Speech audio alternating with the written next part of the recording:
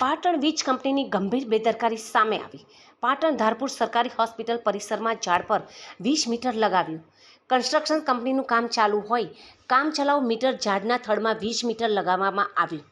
ચોમાસાની સિઝનમાં આ પ્રકારે ખુલ્લામાં મીટર જીવના જોખમરૂપ બન્યું। હોસ્પિટલ કેમ્પસમાં આ પ્રકારની બેદરકારી કોઈનો જીવ લઈ શકે છે। સરકારી હોસ્પિટલમાં મોટી સંખ્યામાં દર્દીઓની અવરજવર હોય, કોઈ ઘટના બને તો જવાબદારી કોની તેવા અનેક સવાલો ઊભા થવા પામ્યા છે। પાટણ ઉત્તર ગુજરાત વીજ કંપનીના નાયબ ઇજનેરનું નિવેદન સામે આવ્યું।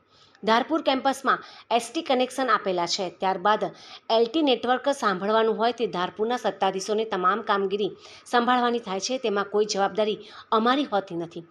મેન્ટેનન્સ અને સમારકામ તમામ કામગીરી તેમને કરવાની હોય છે। યુજીવીસીએલ દ્વારા કોઈ કામગીરી કરવાની થતી નથી।